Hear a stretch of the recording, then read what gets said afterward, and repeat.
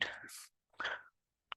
One. अब जब next करेंगे तो यहाँ पर एक फॉर्म आ रहा होगा जो आपको फिल करना है।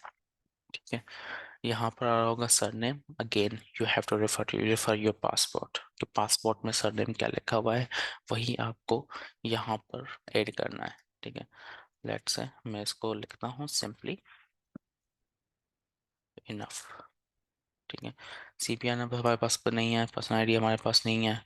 डेट ऑफ बर्थ में हम जाते हैं और हम जाके अपनी डेट ऑफ बर्थ, लेट से कोई भी डमी हो वो ऐड कर देते हैं। प्रॉब्लम है कि यहाँ से आपको इस तरह से मूव करना पड़ेगा।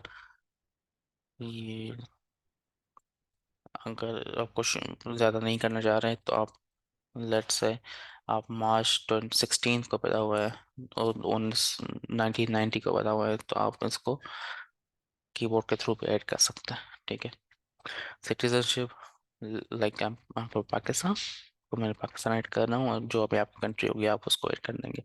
Country of birth I am also from Pakistan, अगर कोई किसी का डिफरेंट है तो वो डिफरेंट ऐड करें।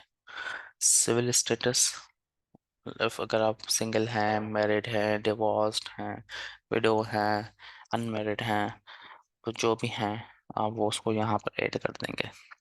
ठीक है, जेंडर ऑफ कोर्स आपको जो अपनी जेंडर जो है वो साइन करेंगे। And do you have children, तो यहाँ पर आप जो है वो यस और नो से जो भी आपका स्टेटस है आप वो यहाँ पर सिलेक्ट कर लेंगे।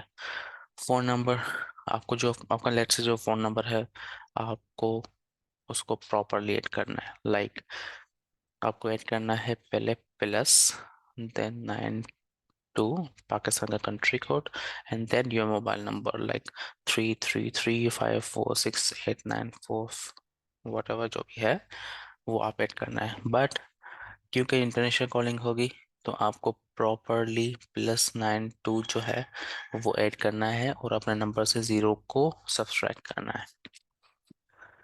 ठीक है, ईमेल, जो भी आपका ईमेल है जो आप यूज़ करते हैं और आप चाहते हैं कि वहाँ पर मैं कम्युनिकेट करूँ तो वो चीज़ें जो है वो आपको यहाँ पर लेके आनी पड़ेंगी। ठीक है, ठीक है, तो ये आगे उसके बाद आपको लेट्स से मैं इसमें ऐड कर दूँ yopmail.com।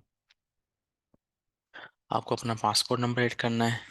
ठीक है, जो भी आपका पासपोर्ट नंबर है उसकी जो भी एक्सपायरी है आप वो जो है इसमें जो है वो ऐड कर दें। ठीक है, उसके बाद आप क्लिक करें नेक्स्ट को।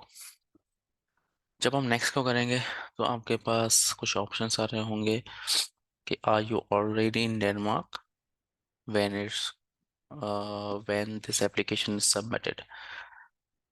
अगर आप यस करते हैं तो ये आपको कुछ डिटेल्स जो हैं जो फिल करनी पड़ेंगी।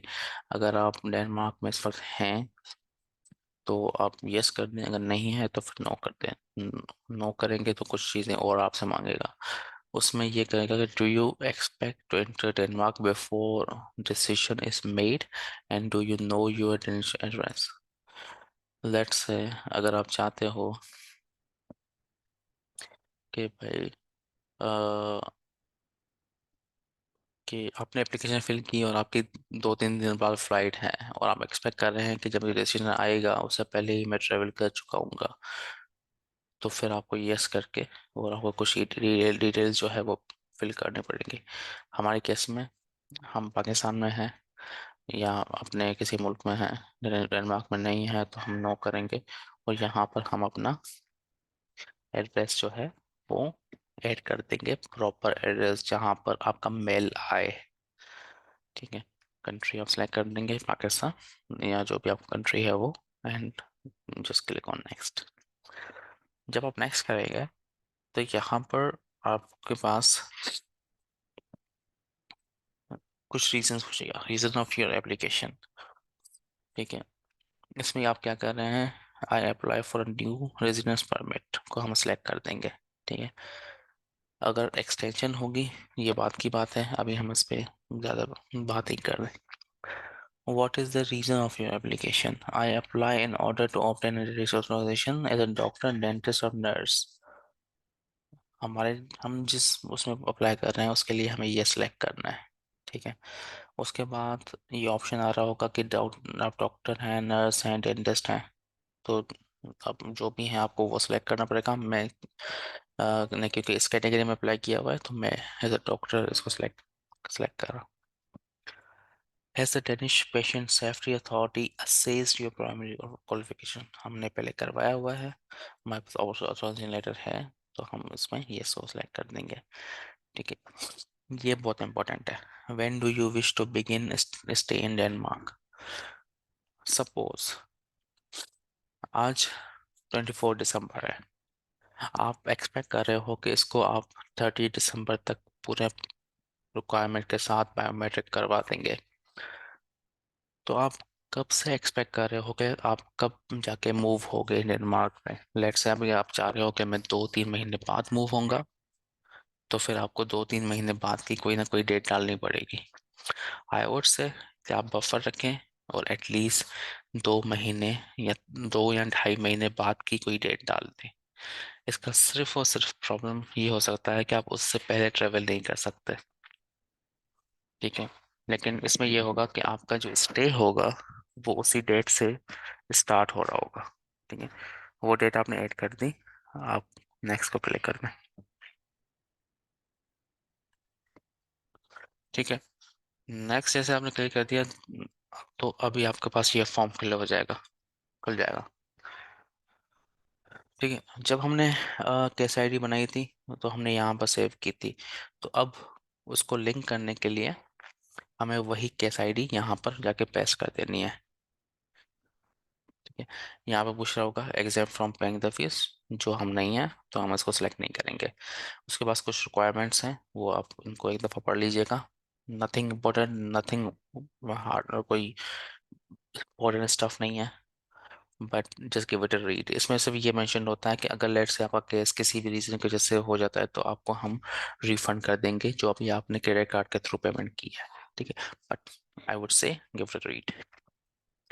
उसके बाद दो ऑप्शंस आ रहे हैं। ए, a potential refund should be transferred to the uh, your credit card using pay the fees। अगर लेट से कुछ होता है तो आपको कहाँ पर चाहिए? आपको रिफंड जो है वो ट्रांसफ़र किया जाए अकाउंट में। अगर आप इसको करेंगे तो अकाउंट की डिटेल्स मांगेगा। अगर आपने कार्ड के थ्रू पेमेंट की है तो वो कार्ड आप सेलेक्ट कर देंगे तो आपके कार्ड में जो है अ, वो पैसे जो है वो वापस आ जाएंगे। ठीक है। आप उसको सेलेक्ट कर दें एंड देन नेक्स्ट कर दें।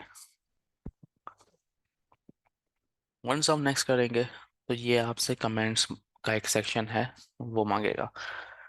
इसमें एक्चुअली आप लोगों को पता हो कि एक टर्म यूज होता है pitch your self in 2 minutes. ये भी एग्जैक्टली वही है। ठीक है। उस पे आपको आगे मेंशन करना है कि why you want to move to Denmark. 500 character से ऊपर नहीं होना चाहिए। तो आपको वो लिखना है। जैसे मैंने लिखा था कि hey I am XYZ, I'm Noman Sheikh suppose, and I want to move to Denmark because I love the environment they provide, I love। सो ये सारी चीज़ें जो हैं ये मेंशन होंगी।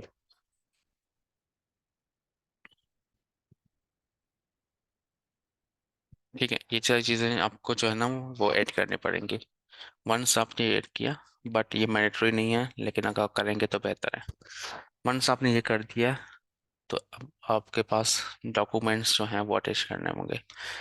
अच्छा, जो हमने स्कैन करवाया था सारा चीज़ वो हम यहाँ पर ऐड कर देंगे। उस स्कैन की कॉपी, स्कैन जो आपका पासपोर्ट है with front end back cover, उसका स्कैन का वर्जन जो है आप यहाँ पर जाके अपलोड कर देंगे।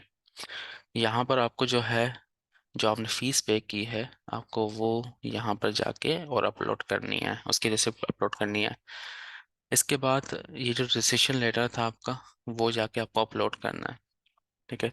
यहाँ पर documentation of financial self support, आपको जो बैंक स्टेटमेंट है वो जाके अपलोड करनी है। ठीक है। ठीक है, और उसके बाद यहाँ पर जो है वो डॉक्यूमेंटेशन ऑफ डेनिश 3 एग्जाम। अगर कोई ऐसा कोई एग्जाम आपने निकाला हुआ है डेनिश का, तो वो आप ऐड कर दें, बट ये मैंडेटरी नहीं है। ठीक है। Other document attach more files by clicking on add. अगर आप कुछ और एडिशनल डॉक्यूमेंट्स ऐड करना चाह रहे हैं, like FRC, MRC, birth certificate, ऐसी चीज़ कोई ऐड करना चाह रहे हैं, एजुकेशनल डॉक्यूमेंट्स की ज़रूरत नहीं है, लेकिन ऐसी कोई भी चीज़ आप अपलोड करना चाह रहे हैं तो आप यहाँ पर जाके अपलोड कर सकते हैं। वंस आपने ये सारी चीज़ें अपलोड कर दी, you need to click on next. Sorry for the background noise. ठीक है, तो ये आपके पास कोई चीज़ें होंगी। ठीक है, या कुछ सिंपल स्टफ लिखा हुआ है, आप इनको एक बार पढ़ लीजिएगा और उसको फिर एक्सेप्ट करके आप नेक्स्ट कर दीजिएगा। जैसे आप नेक्स्ट कर देंगे तो ये कंफर्म इंफॉर्मेशन का पोर्शन खुल जाएगा। आपने जो भी चीज़ें ऐड की हुई हैं आप उनको एक दफ़ा पढ़ लीजिएगा कि वो वही नज़र आ रही हैं जो आपने फिल की थी। अगर कोई गलत है तो आप प्रीवियस करके उस चीज़ को जाके फिल कर दीजिएगा। Then click on next.